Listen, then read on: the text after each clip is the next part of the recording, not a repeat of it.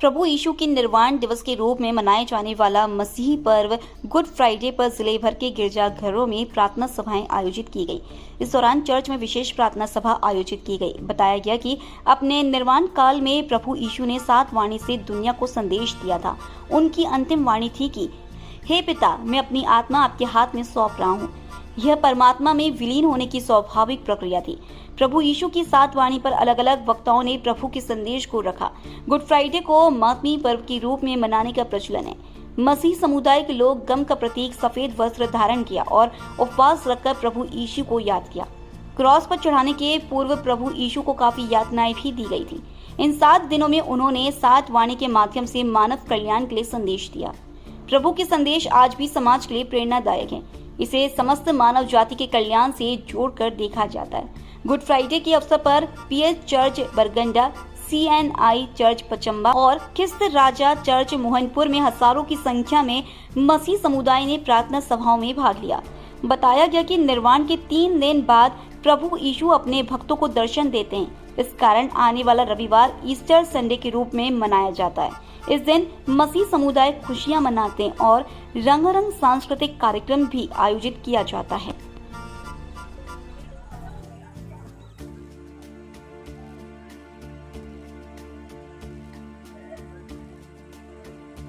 द्वारपालिन से कर पतरस को भीतर ले गया।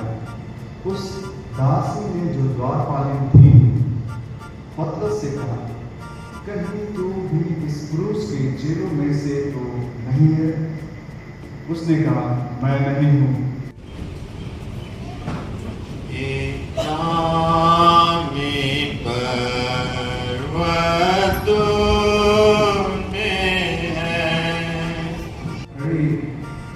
आप रहे थे और पतरस भी उसके साथ खड़ा आग ताप रहा था। तब महायाजक ने यीशु से उसके चेलों के विषय में और उसके उपदेश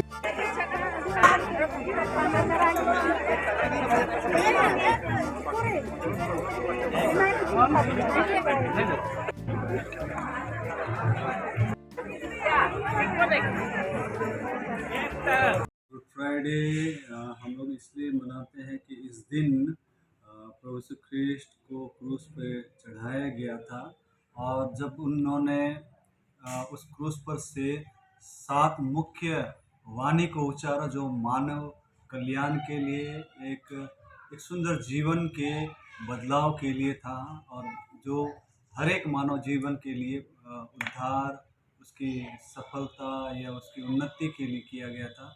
और इन सब कार्य को पूरा करते हुए प्रभु यीशु कृष्ण ने इस क्रूस की वेदना को सहा ताकि मानव जीवन में एक नएपन का, एक नए जीवन का आरंभ होने पाए। इसलिए हम सभी लोग विशेष करके ईसाई समुदाय इस दिन को बड़े गंभीरता के साथ में मनाते हैं कि हमारा उद्धारकर्ता प्रभु यीशु कृष्ण ने अपने आप को क्रूस पे इसलिए छोड़ा ताकि हम सभी उसके पवित्र लहू से छुड़ाए जाए, आशीषित किए जाए। और इसीलिए मैं पूरे गिरिडीह वासियों को इस दिन के लिए बहुत ही शुभकामना रखता हूँ। सर, ये खुशी का पर्व है या गम का पर्व है? ये मुख्य रूप से अगर हम लोग इसे देखें तो ये एक खुशहाली का पर्व है कि मनुष्य जो एक अंधकार जीवन में था, एक क्रूसीकरण के इस दिन के द्वारा से एक अनंत जीवन का आशा प्राप्त होता है और एक परिवर्तन पूर्ण जीवन का आरंभ होता है।